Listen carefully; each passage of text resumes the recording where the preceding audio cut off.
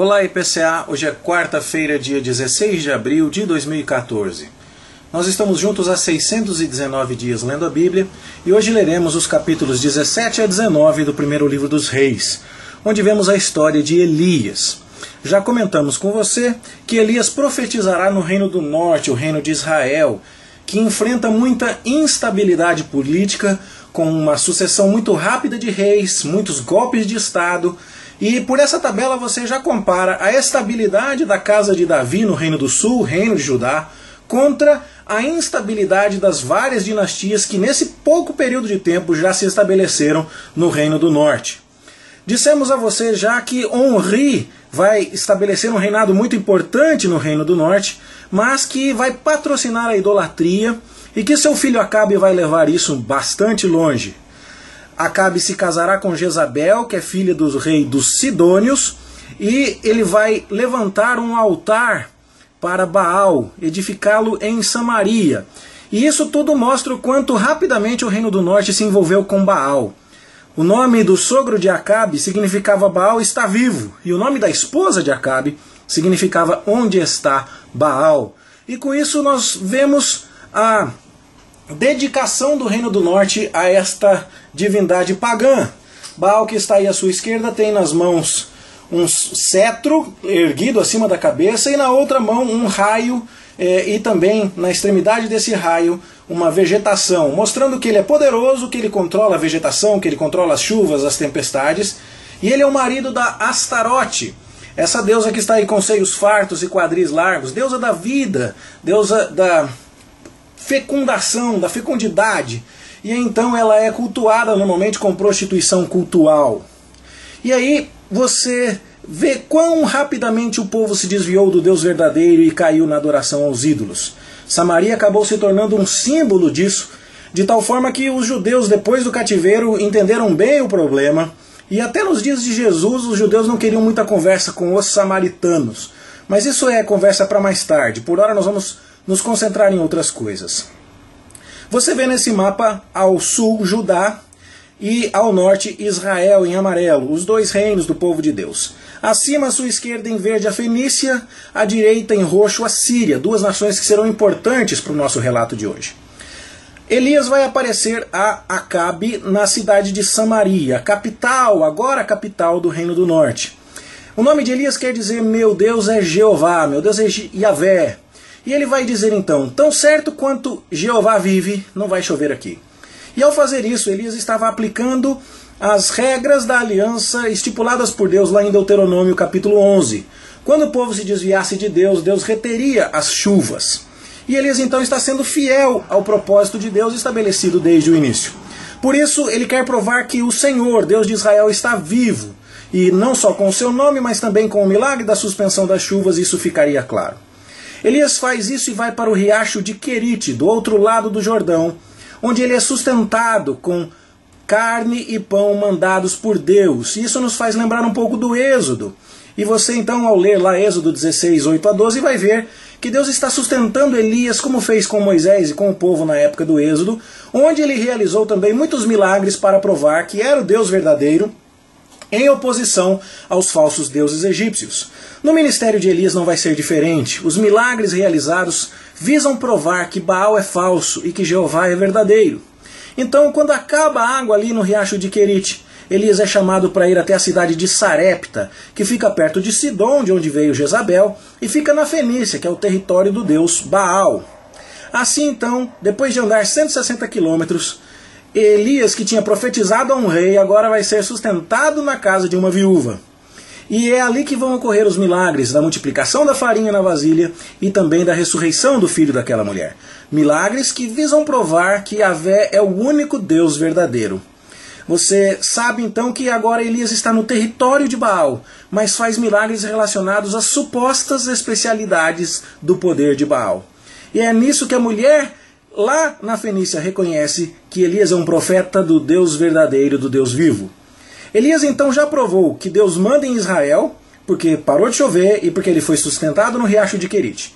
Já provou que Deus manda na Fenícia, porque ele sustentou a viúva em Sarepta e ressuscitou o filho dela. Mas agora ele precisa provar que Baal não é confiável. Então ele vai fazer um desafio para provar que Baal não vale, Baal não conta, não é Deus. E ele escolhe o Monte Carmelo, que fica bem na divisa entre a Fenícia e Israel. Um território que ficava à beira do mar e por isso recebia umidade do oceano, estava sempre muito florido. Seria como se fosse a própria casa de Baal. E Elias então desafia Acabe a levar os seus profetas até a fronteira com a Fenícia, um lugar onde Baal supostamente estaria muito à vontade, para ali Baal ser desafiado por Jeová. É bem interessante o teor do desafio. O profeta Isaías fala do esplendor do Monte Carmelo, lá no capítulo 35, verso 2, e de fato é um lugar muito aprazível até os dias de hoje. E lá é que vem o desafio. Vamos ver quem é o Deus que manda fogo do céu. Esse era um desafio em que Baal deveria ser perito, porque assim era ele cultuado. No entanto, nós vemos que Baal é declarado como um Deus falso e Jeová como um Deus verdadeiro. Mais uma vez Elias cumpre o que Deuteronômio mandava fazer. E uma vez que ficou provado que os profetas de Baal eram falsos, eles seriam exterminados. E aí então Elias fala, Acabe pode ir para casa porque agora vai chover. E Acabe então vai para sua casa de veraneio que fica em Jezreel, que é bem mais perto do Monte Carmelo. São cerca de 27 quilômetros.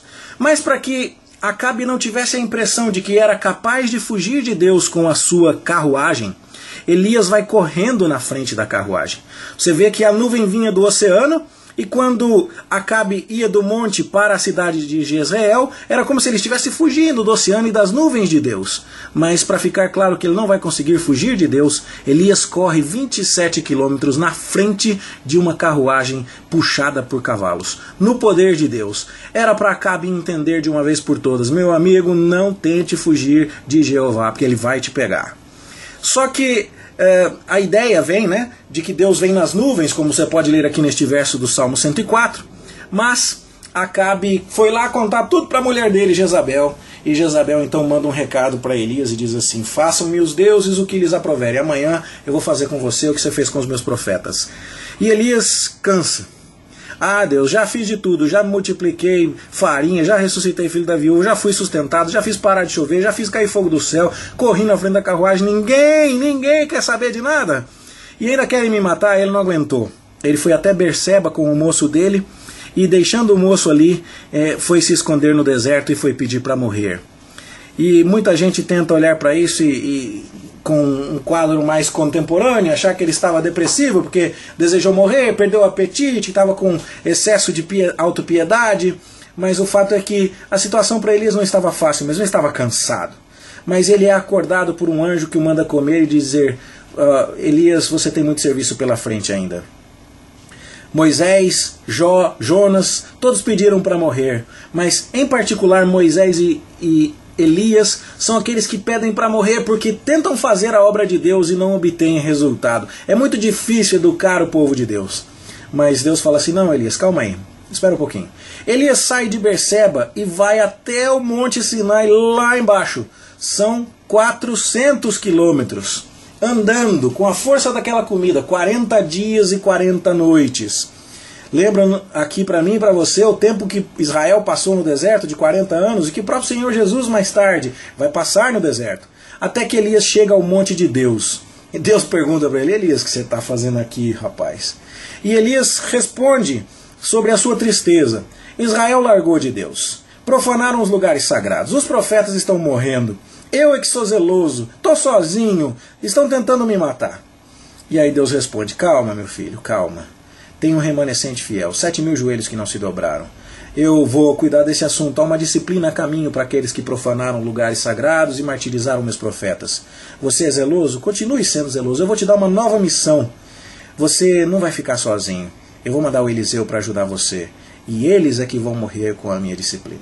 Ou seja, Elias veio ao monte para reclamar, para falar que estava muito difícil, saiu de lá com mais ordem para trabalhar e com a certeza de que Deus estava com ele.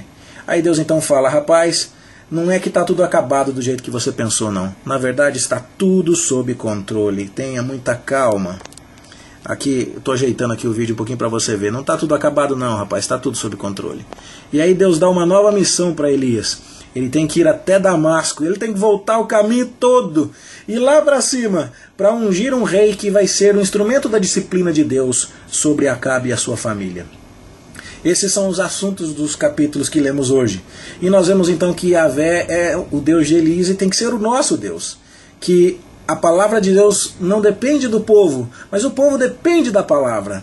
Como no tempo de Moisés, às vezes falar a verdade profeticamente pode nos trazer sofrimento.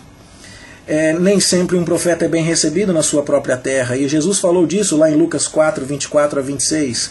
Mas Deus preserva para si um remanescente fiel, como lemos lá em Romanos 11, 5. É muito interessante que Moisés e Elias, aqueles que receberam fardos tão pesados a ponto de pedirem para morrer, são tomados por Deus lá em Malaquias 4 como um paradigma da reforma que Deus quer fazer no meio do seu povo ao mandar-lhes o Messias. E é exatamente isso que acontece na transfiguração. Quando Moisés e Elias, os dois que pediram para morrer porque a tarefa de purificar o povo de Deus era muito difícil, estão conversando com Jesus antes da sua crucificação. E o assunto da conversa era as coisas que ainda estavam para vir. O contexto das narrativas é o contexto de cada um tomar a sua cruz e seguir ao Senhor Jesus. Que coisa maravilhosa podemos aprender com essa história de Elias. O homem que sofreu na proclamação profética, mas que foi usado por Deus para combater a idolatria do seu povo e teve privilégios ainda enormes na história da redenção, a ponto de estar com Jesus no Monte da Transfiguração. Isso é o que tínhamos para comentar com você sobre o texto de hoje. Espero que isso tenha abençoado a sua vida, que você tenha um bom estudo, e amanhã a gente se encontra aqui para continuar, se Deus quiser. Até lá!